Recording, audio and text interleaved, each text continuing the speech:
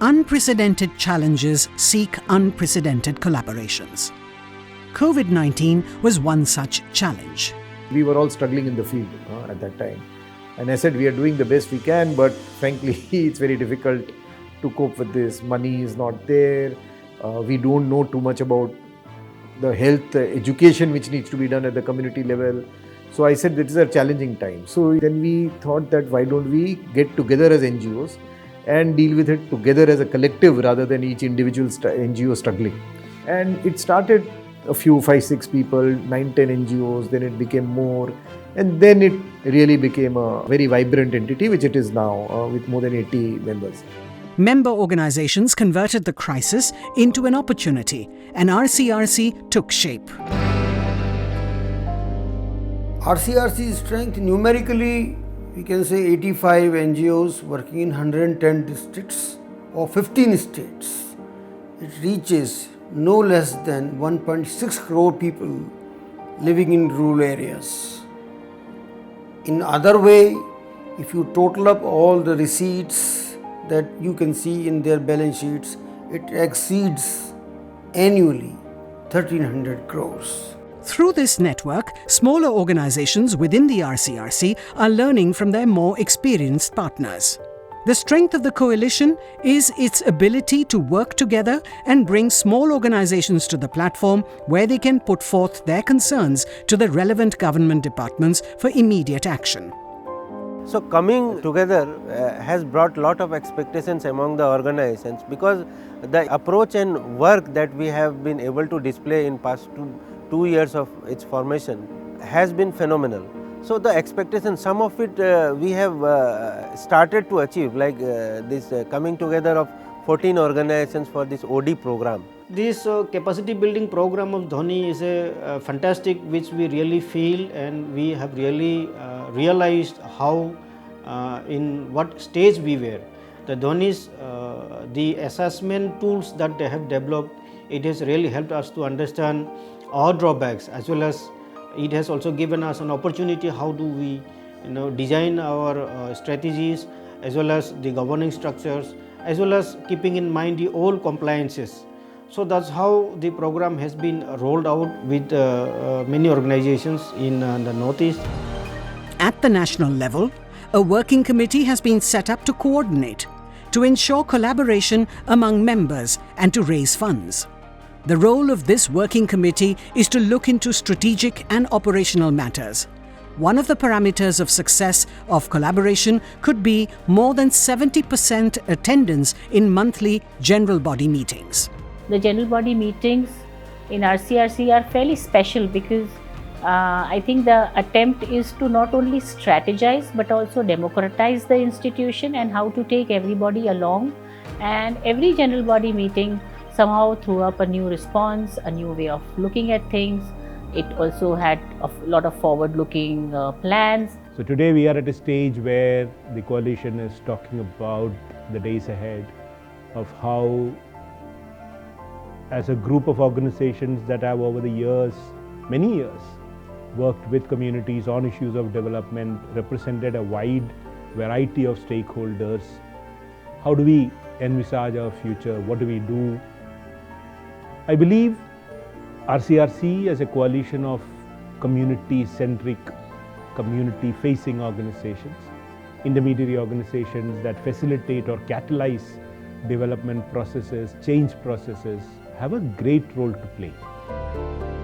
Rcrc Coalition has adopted a big tent approach towards providing a platform to CSOs working on livelihood, health and education.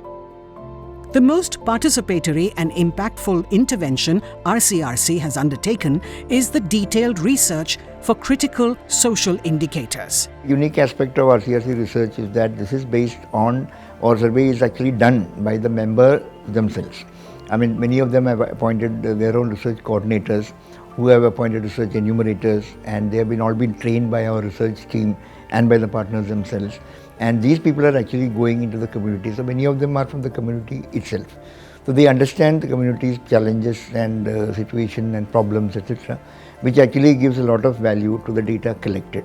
The data collected in terms of authenticity and clarity is likely to be much better. So these are some of the advantages of the Rcrc research. What it has done is that it has helped the advocacy of the partners at a local level tremendously. In terms of one is talking about health, one is talking about livelihood, which are very, very interconnected issues, which also came out of the studies and very scientifically done studies. So organizations like Utthan really benefited. I'm sure that many other organizations benefited from it, because then that is how we could very clearly articulate to the donors and the government level, that okay, why we need this kind of approach, why we need a kind of, as an example, a saturation approach.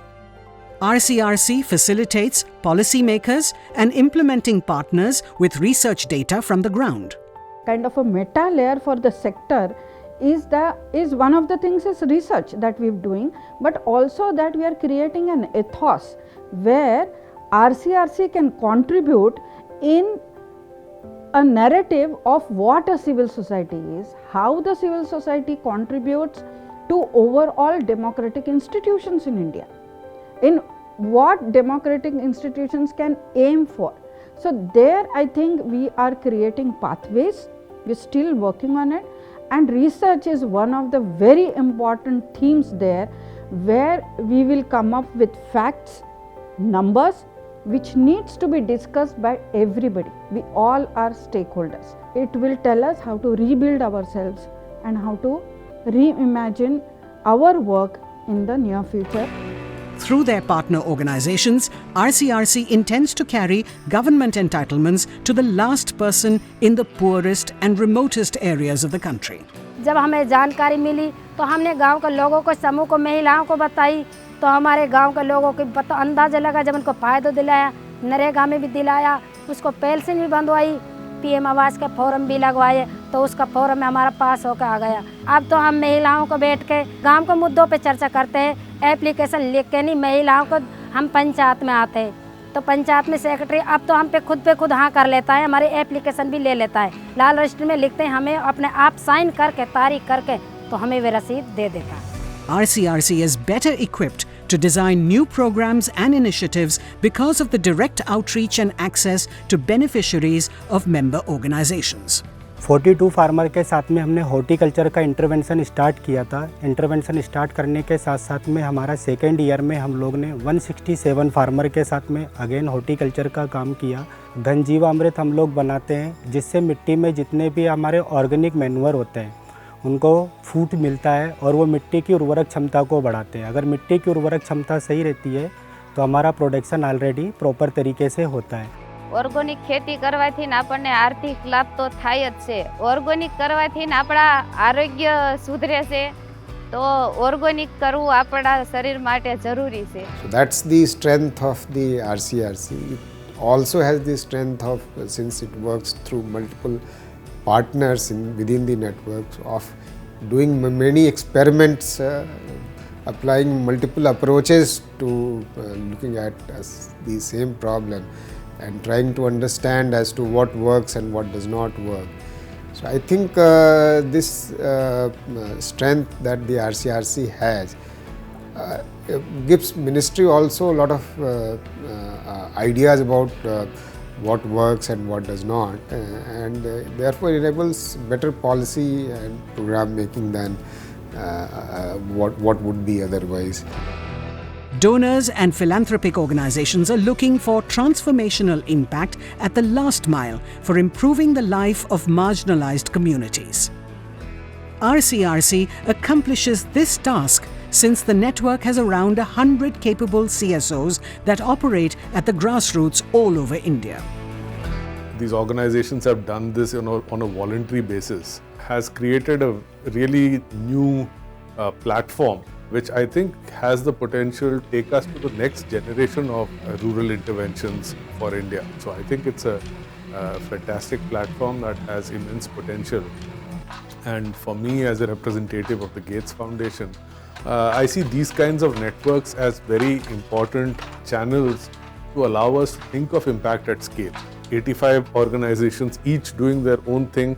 Instead of that, now you have 85 operating as one joined up network. I think that offers immense potential for transformation. So I'm very optimistic about what Rcrc is. Another important strategic function of Rcrc is to provide voice and visibility to its member organizations, often a challenge for small organizations. Yes, there are definitely challenges. Collective action always have challenges, whether it's at the political level, industry, even industry profit maximization somehow gets them collective together. But NGOs are not a homogeneous group, very different. We as individuals as well as our organizations. The biggest challenge is for people to think of a larger goal than only their organizational goal. Of course, we have to look at our organizational goals, but we have to do a good balance. So you can't only think of your organization. You have to think of the collective, and you have to think of what collective impact we can make. The consortium is putting its efforts towards earning respect and gaining visibility for the development sector as a pillar of nation building. Rcrc platform in that sense is a symbiotic platform, I would say. It is not a platform where I come and take away things, or it's not a place where I only come and give things. There's always a quote-unquote give and take in a more positive sense. Rcrc as a platform has a lot of value add to the larger civil society. Now a very credible and listened to and go-to network in the eyes of many of the stakeholders. I mean, that I think is an important outcome, because right since beginning Rcrc has said things and it has delivered things.